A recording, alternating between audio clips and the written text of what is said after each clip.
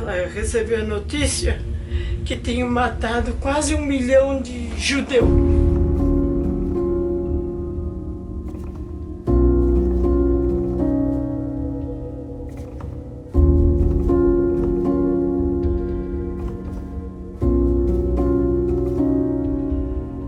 No começo, Auschwitz era um campo de trabalho, também uma prisão. Pessoas realmente criminosas entravam, mas aí começaram a colocar os judeus, colocaram as ciganas, muitos poloneses que não eram judeus. Foram mais de 1 milhão de mortes, sendo 90% delas de judeus e a maior parte por câmara de gás. Muitos morreram também de inanição, que é morrer por falta de recursos naturais, comida, água, ou só morrer de frio. Tinha os crematórios e no começo você já entrava, tinha a seleção. Eles iam definir se você era útil ou não para o campo, para trabalhar. Então nisso, crianças de até 12 anos, idosos, pessoas que tinham deficiências físicas, quem não tinha capacidade de trabalhar, eram todas mortas. As poucas que não eram mortas eram levadas para fazer experimentos doentios. Muitos bebês gêmeos tiveram que fazer parte desses experimentos, porque eles estavam querendo entender como funcionava o ser humano.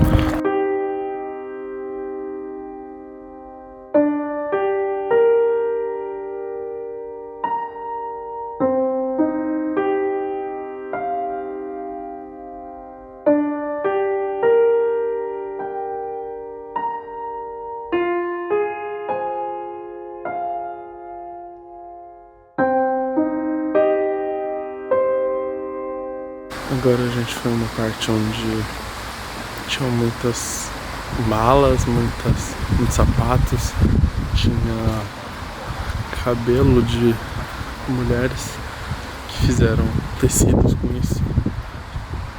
E isso eles não conseguiram destruir daqui.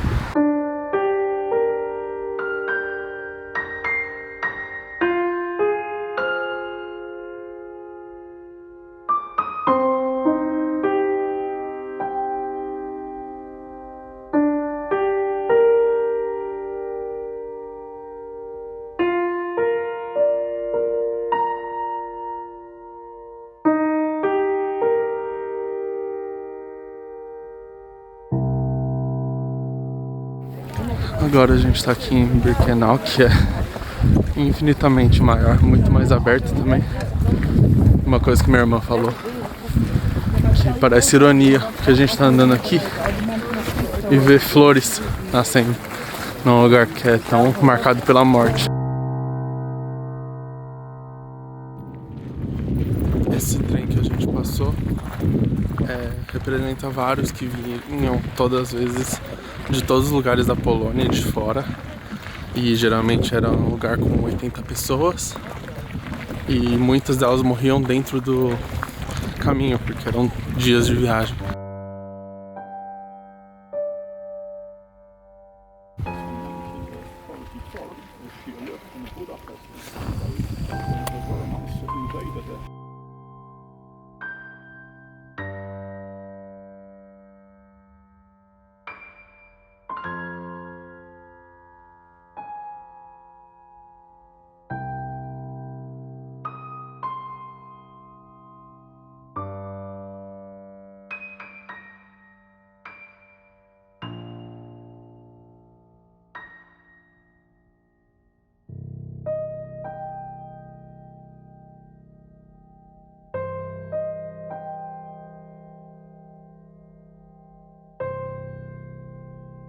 Aqui é um lugar muito pesado, é óbvio.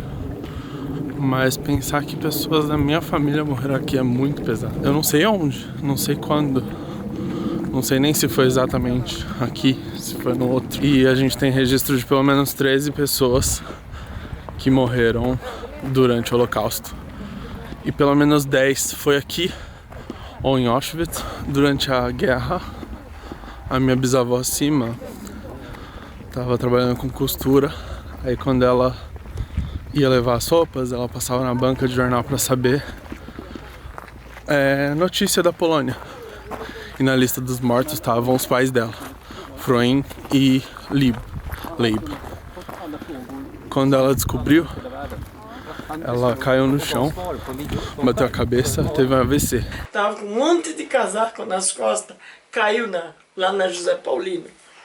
Aí depois disso ela ficou doente, ficou paralítica, acho que deu um derrame, né? Não sei como foi depois, como descobriram, acho que através das cartas. Naquela época muitos ajudavam fingindo que ia ter algum reforço, vamos levar vocês para outro lugar para salvar. E eles foram num desses, foi para um trem. Eles diziam que iam te levar para desintoxicar, para limpar, para tomar banho. Então era todo mundo ia nu, entrava e eles ligavam a câmara de gás. E foi assim que meus tataravós morreram. A gente não tem muita informação da minha família, do lado da minha bisavó, mas tem do meu bisavô graças a Katarzyna Winiarska. Ela é do Museu de Judeus de Białowieża, a cidade onde a família do meu bisavô morava. Meu bisavô foi pro Brasil em 1930. Ele tinha 5 irmãos, um deles, Chaim. Ele era um dos mais bem-sucedidos, assim, ele tinha uma linha telefônica, que não era normal para a época, na cidade, porque ele trabalhava com transporte. Antes de 1938 ele foi para a Palestina. Sima Malaka Botchan se casou com Asher Botchan.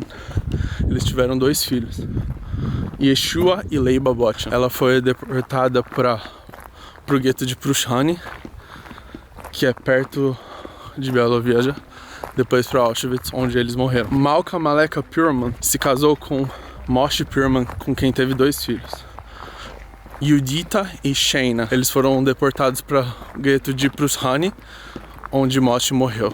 Depois eles foram para Auschwitz, onde todas morreram. Yudita tinha 7 anos e Sheina tinha 5. Hannah Maleka Purman se casou com Mordecai, que era irmão de Moshe. Eles tiveram uma filha chamada Liba, foram deportados para Prushani, depois para Auschwitz, onde os 3 morreram. Liba tinha 3 anos. Agora a gente terminou o tour e o guia disse, e é uma coisa que eu vi lá também, isso aqui não é um ponto turístico, não é um lugar onde você vai se divertir. É um dia horrível, tipo, você marca pra estragar seu dia. Mas é uma coisa que a gente precisa para que isso nunca aconteça. E eliminar qualquer sinal de que isso possa acontecer de novo. Isso não vai acontecer do dia pra noite. É tudo construído. Então eliminar qualquer pista de que isso possa acontecer é muito importante. Mesmo tendo a conexão com a minha vida, eu não passei por isso. Eu nunca vou ter a dimensão do que é. Mas é muito curto na história. O que é 80, 70 anos na humanidade, na história da humanidade? Poderia ter sido eu em momentos diferentes. Podia ser na idade do meu avô, poderia ter sido, ou do meu bisavô. Então não tá longe, não é uma coisa que aconteceu 1000 anos atrás. Tem pessoas vivas hoje que vivenciaram isso. E qualquer brincadeira, qualquer coisa que remeta e tire a seriedade disso é prejudicial. Porque foram vidas ali que foram levadas, não foram perdidas, foram tiradas por pessoas que não os viam como humanos. Eu acho que essa parte foi a mais importante dessa viagem aqui pra Polônia, e meio que o que eu devia, talvez, pra minha família, que se não fosse por eles terem fugido, eu não estaria aqui, talvez, porque eles teriam passado pelas mesmas coisas que a família passou. Então é muito próximo e é uma sensação difícil, sabe? Tipo, eu meio que nasci por causa disso, por causa do antissemitismo que já tinha lá. Eu nunca entendo isso, mas eu sinto que eu devia isso por causa da cidadania e pela história, claro. Mesmo se não tivesse, eu já acharia muito importante vir. Mas não é um passeio legal. E é uma coisa pra ficar pra sempre na cabeça. O irmão mais novo de Zelik chamava Israel. Maleski. Ele nasceu em 1910, em agosto. E ele é um sobrevivente do Holocausto. Primeiro ele foi capturado em Białowieża, onde teve o Gravel Pit, que é uma parte de execução em massa. Pra ter uma ideia, a população hoje é de 2.077, morreram em um dia. Ele tava nesse Gravel Pit, mas ele conseguiu se esconder num aterro e fugir. Mas depois foi capturado. Ficou no gueto de Pruszany, acho que por 2 anos. Depois, ele foi levado para Auschwitz, onde ele sobreviveu mais uma vez. Ele voltou em 1946 para Białowieża. Ele tinha 1,80 m e voltou pesando 36 quilos. Aí, um dos caras trabalhava com alfaiate, deu abrigo para ele, deixou ele na casa, deu emprego para ele ter o próprio dinheiro. Depois desse tempo de acordo que eles tiveram para ele se restabelecer, ele conheceu Sarenka. Sarenka era uma judia que sobreviveu porque dizia que porque achavam que ela era polonesa. E só depois da guerra descobriram que ela era judia. Eles se casaram e ele foi para Israel, território de Israel. E ele morou em Ramat Gan, perto de Tel Aviv. E não temos mais informações sobre ele. Só do número dele de prisioneiro em Auschwitz, que é 98037. E alguns relatos de pessoas que viveram com ele pós-guerra e deram testemunho pro Museu do Holocausto dos Estados Unidos. Niestety, kochani, potem Sławik Malecki nie przechował się w Białowieży. Ani tu na wsi nie przechował się. On jak uciekł, trafił też gdzieś tam na terenie Białostoczyzny do niewoli niemieckiej. Trafił gdzieś w ręce gestapa i był wywieziony aż gdzieś na zachodniej granicy Niemiec tam gdzieś.